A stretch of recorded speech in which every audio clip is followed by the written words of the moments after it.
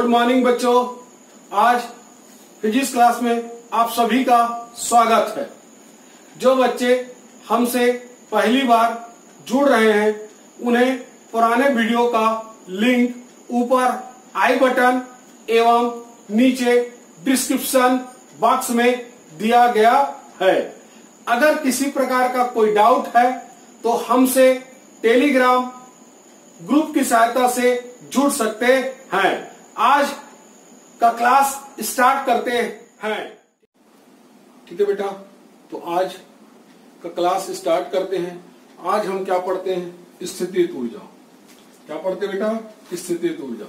स्थितिज ऊर्जा को इंग्लिश में क्या बोलते हैं? Potential energy. क्या बोलते हैं? Potential energy. ठीक है बेटा, अब थोड़ा सा ध्यान देना।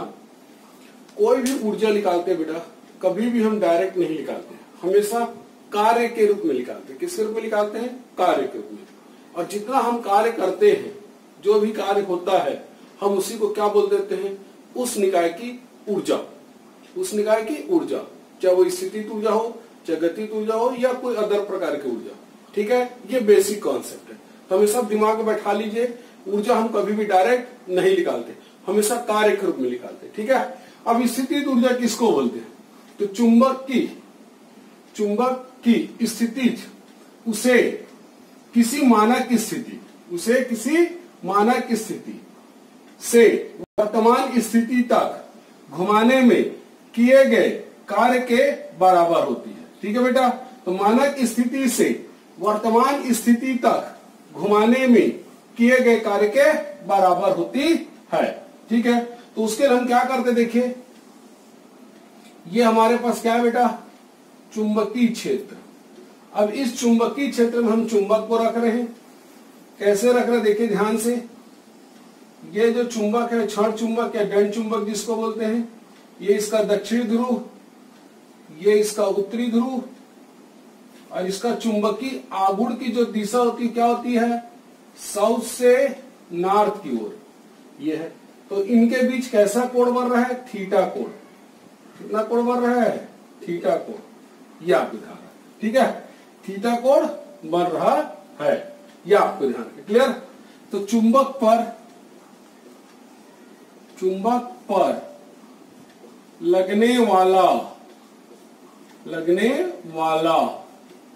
चुंबक पर लगने वाला बल युग्म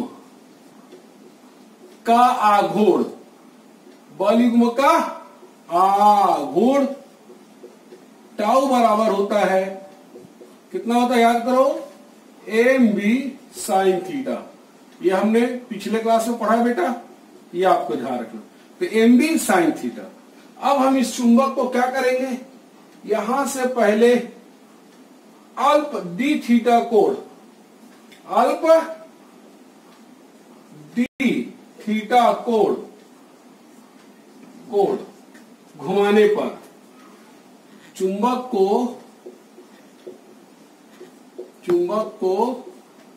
अल्प कोण d थीटा घुमाने पर अल्प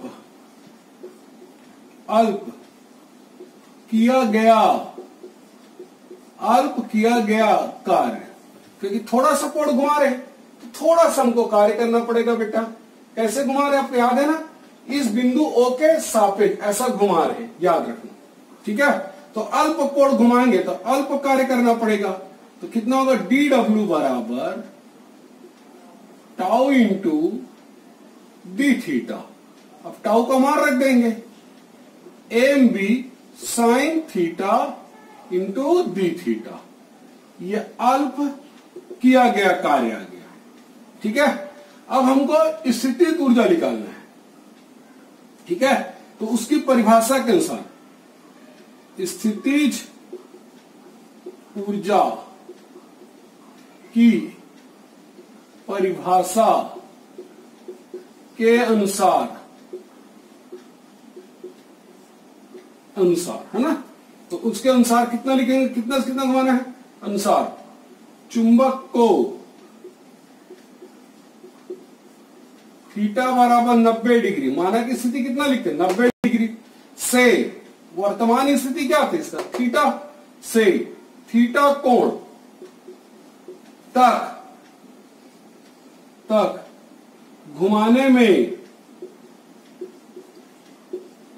कुल किया गया कार्य, कुल किया गया कार्य, तो कुल किया गया कार्य मतलब इसका समाकलन करना पड़ेगा, किसका समीकरण नंबर 2 का, तो इधर का समाकलन करेंगे, तो समीकरण 2 का समाकलन करने पर तो कितना आ जाएगा, इधर का समाकलन करेंगे तो W, इधर का समाकलन M B sine theta into D theta, देख लीजिए लिमिट क्या लिखेंगे 90 degree to theta, 90 degree to theta, ठीक है ना। जहां से हम स्टार्ट करते हैं जहां तक जाते हैं वो, जहां से स्टार्ट करते हो लोअर लिमिट बनता है, जहां तक जाते हो अपर लिमिट बनता है। एम बी को बाहर ले लेंगे क्योंकि कांस्टेंट है, ये 90 और ये थीटा। अब आपको पता है साइन थीटा का इंटीग्रेशन कितना होता है, कितना होता है बोलो, साइन थीटा का integration M B minus cos theta, lower limit क्या है 90, अपर लिमिट थीटा। पहले आप इस माइनस को बाहर निकाल लीजिए, तो देखिए minus M B cos theta ये आ जाएगा। अब लिमिट का मान पुट करेंगे, हमेशा आपको होता है लिमिट का मान कहां पुट करते हैं, जिसके सापेक्ष समाकलन करते हैं, किसके सापेक्ष समाकलन थीटा, थीटा क्या रखें पहले upper limit minus lower limit, upper limit minus lower limit, ये upper limit minus lower limit, देख लीजिए पहले थीटा क्या हम रखते फिर 90। अब cos 90 कितना होता है बोलो, cos 90 0 ये आ जाएगा, cos थीटा बचेगा, मल्टीप्लाई कर दीजिए इसको, ये आएगा एम बी कॉस थीटा, ये आ जाएगा एम बी कॉस थीटा, ठीक है। यह किया गया कार्य चुंबक की स्थितिज ऊर्जा कहलाती है ना, जो हमने कार्य किया वही क्या कहलाएगा, स्थितिज ऊर्जा के रूप में संचित रहता है, यह कहलाती है। तो स्थितिज ऊर्जा बराबर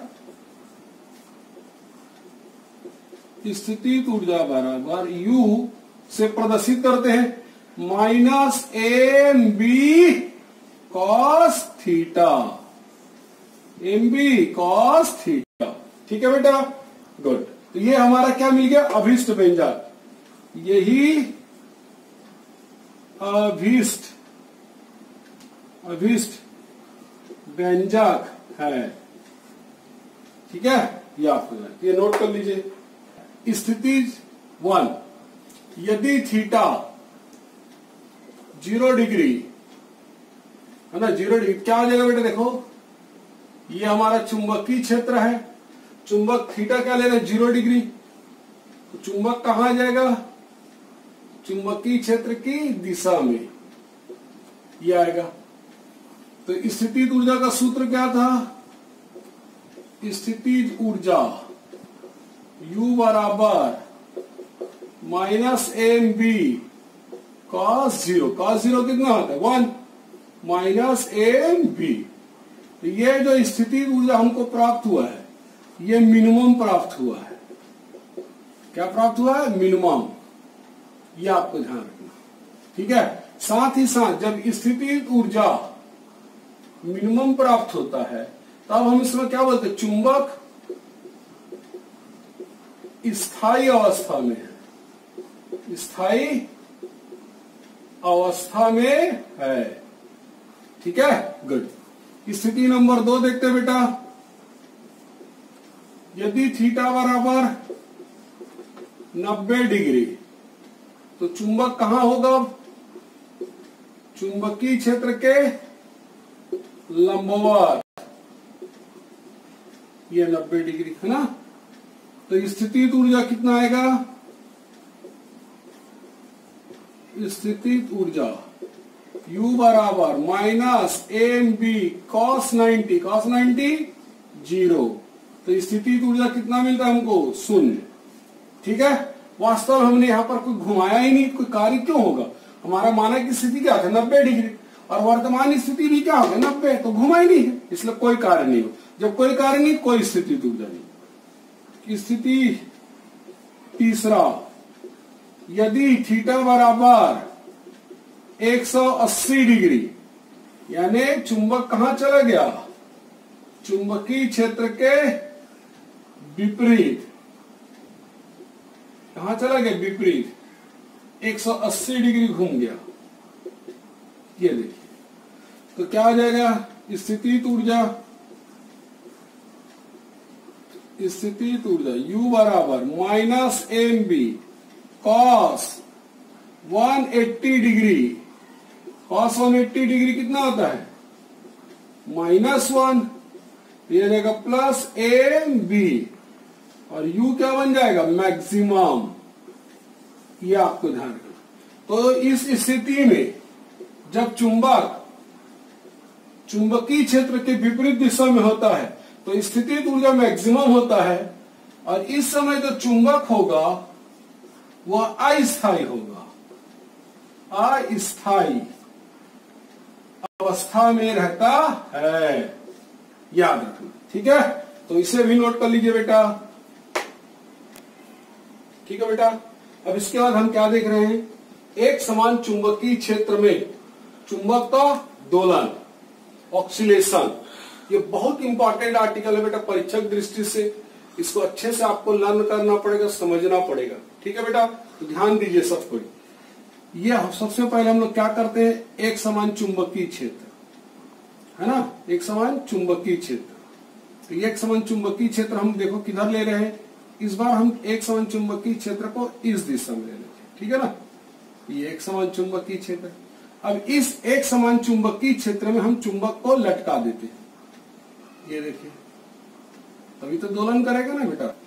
हम एक समान चुंबकीय क्षेत्र में हमने चुंबक को लटका देते हैं। ठीक है, लटका देते हैं। जैसे हम लटकाते हैं चुंबक को,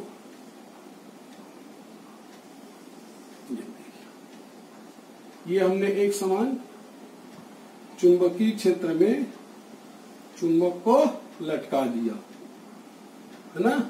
ये देखिए, तो रियली में कैसे लटकेगा? ऐसा तो होगा नहीं इनिशियल में।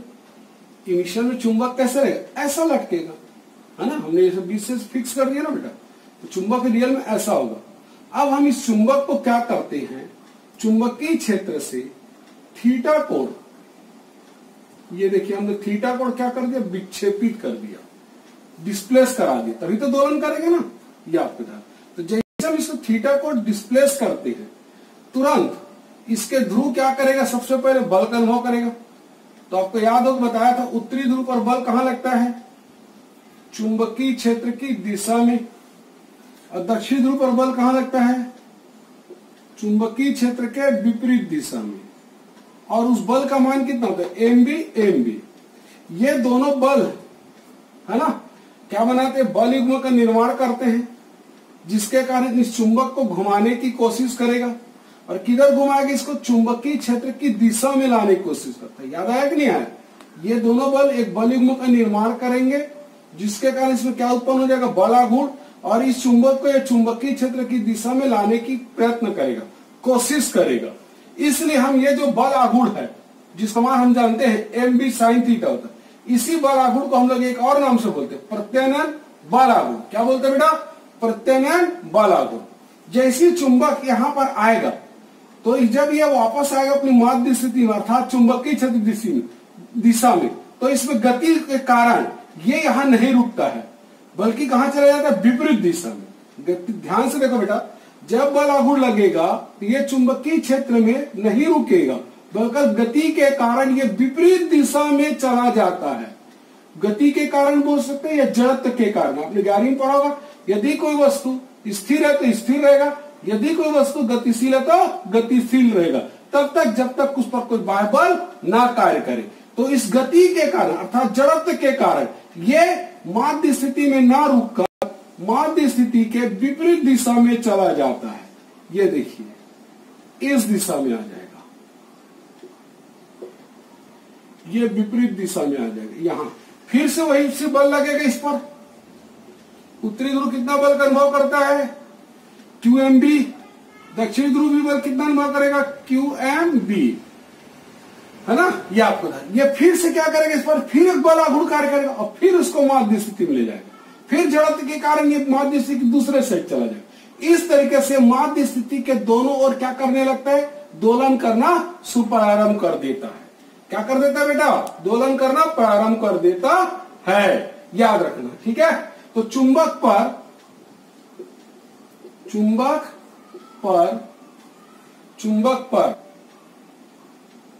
विक्षेपक बल आघूर्ण, विक्षेपक बल आघूर्ण कितना होगा? इसको भी हम टाउ से प्रदर्शित करते हैं। ये होता I इंटू अल्फा। याद रखना ये जड़त्व के कारण हुआ ना, तो बल आघूर्ण कितना लिखते हैं? I into alpha. I into alpha. I को बोलते हैं जड़त्वाघूर्ण चुंबक का, अल्फा को चुंबक का कोणीय त्वरण। जब ये दोनों बल आघूर्ण का मान बराबर और विपरीत होता है तो चुंबकीय क्षेत्र अर्थात माध्य स्थिति के दोनों ओर दोलन प्रारंभ करता है, दोलन प्रारंभ करता है, याद रखना, ठीक है। ये तो समीकरण 1 व 2 से कितना आएगा बेटा? I अल्फा बराबर minus M B sine theta. Minus sine क्या बता रहा है? विपरीत दिशा में दोलन करता है। ये जो है प्रत्यानयन बल आघूर्ण जो इसको माध्य स्थिति में लाता है, और I अल्फा विक्षेपक बल आघूर्ण जो माध्य स्थिति से दूर ले जाता है, याद रखना, ठीक है। तो अल्फा बराबर कितना आएगा? M B sine theta upon I, ठीक है। अब यदि कोण अल्प हो तो कोण क्या हो बेटा? अल्प हो। अल्प होगा तो क्या लेंगे? साइन थीटा क्या मान लेते हैं? एज्यूम कर लेते हैं थीटा। साइन थीटा क्या ले लेते हैं? थीटा, ठीक है।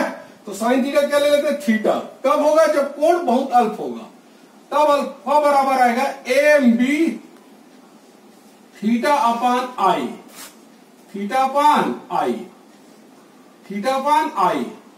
ये समीकरण नंबर 3, समीकरण नंबर 3। अब एम बी आई ये तो पूरा फिक्स राशि है। एम चुंबक का चुंबक क्या जो भी चुंबक लेंगे उसका गिवन रहेगा। आई चुंबक का जड़ता वो भी फिक्स रहता है। एक समान चुंबक की क्षेत्र जहां हमने रखा है ये फिक्स। ये तीनों वैल्यू क्या रहता है बेटा? फिक्स रहता है, नियत रहता है। इसलिए हम इसको क्या लिख सकते हैं? ऐसा भी लिख सकते हैं, अर्थात अल्फा समानुपाती। देखिए समानुपाती साइन को थोड़ा सा त्वरण से थोड़ा बड़ा बनाया ताकि कंफ्यूज ना होना। Minus theta. या फिर जब हम त्वरण को कोणीय विस्थापन के विपरीत और समानुपाती दिखाते हैं तब हम कह सकते हैं कि यह जो चुंबक है वह सरल आवर्त गति कर रही है। क्योंकि सरल आवर्त गति की विशेषता हमने 11वीं क्लास में पढ़ चुका है बेटा। उसकी कुछ विशेषता बता देता हूं, है ना। सरल आवर्त गति पहली विशेषता होती है, यह आवर्ती गति होती है। दूसरा, त्वरण हमेशा विस्थापन के समानुपाती होता है। तीसरा, त्वरण की दिशा और विस्थापन की दिशा विपरीत होती है। तब हम उस वस्तु क्या बोलते हैं? सरल आवर्त गति कर रही है। तो जब तक हम ये नहीं दिखाएंगे तब तक हम ये नहीं कह सकते थे कि चुंबक सरल आवर्त गति कर रहा है, ठीक है। अर्थात चुंबक का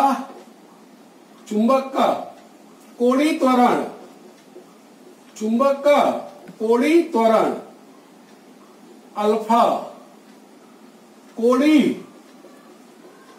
विस्थापन के अनुक्रमणपाती या समानुपाती होती है तथा इसकी दिशा माध्य स्थिति तथा इसकी दिशा माध्य स्थिति की ओर है, माध्य स्थिति की ओर है। अतः चुंबक सरल आवर्त गति करती है। अब हम सरल आवर्त गति करती कह सकते हैं। इससे पहले हम क्या वर्ड यूज करते थे? दोलन। याद रखना, सरल आवर्त गति करती है। तो सरल आवर्त गति के लिए, सरल आवर्त गति के लिए उसका स्टैंडर्ड समीकरण क्या होता है बेटा? अल्फा बराबर minus omega square into theta. ये हमारा समीकरण नंबर 4। तो समीकरण 3 व 4 को हमको क्या करना पड़ेगा? तुलना। समीकरण 3 व 4 से, 3 व 4 से, तो ओमेगा स्क्वायर बराबर आएगा AMBI। तो ओमेगा बराबर हो जाएगा अंडर रूट AMBI। ओमेगा का मान रख दीजिए क्योंकि हमको दोलन काल निकालना है। 2 पाई बटे टी, ये आ जाएगा AMBI। ठीक है ना बेटा? गुड। ठीक है, 2 पाई बटे टी बराबर under root AMB upon I. अब तो टी का मान निकालेंगे तो उल्टा कर दीजिएगा बेटा, हर को अंश में और अंश को हर में। तो T upon 2 pi under root I upon M into B. तो टी बराबर आ जाएगा 2 pi under root M B. तो ये आपको क्या मिल गया? चुंबक का आवर्त काल। ये अगर चुंबक का आवर्त काल। अगर आपको आवृत्ति पूछता है, क्या पूछता है बेटा? आवृत्ति। तो आवृत्ति को कुछ राइटर स्मॉल एफ से या न्यू से प्रदर्शित करते हैं। न्यू ग्रीक अच्छा है। तो आवृत्ति बराबर होता है 1/t। मैं किससे प्रदर्शित कर रहा हूं? स्मॉल एफ से। तो हमको इसको उल्टा कर देंगे, ये 1/2 पाई अंडर रूट, ये हर वाली अंश में आ जाएगा और अंश वाली हर में। ये उसकी आवृत्ति आ जाएगी चुंबक का। ठीक है बेटा? ये हमारा समीकरण नंबर 5, ये समीकरण नंबर 6। ठीक है? आवर्तकाल बोलेगा तो ये लिखाना, आवृत्ति बोलेगा तो ये। यही अभीष्ट व्यंजक है, यही अभीष्ट व्यंजक है। ठीक है बेटा? इसको अच्छे से 2 बार दिखना बेटा, है, ताकि किसी प्रकार का कोई गलती ना हो और अच्छे से आपको समझ में आए।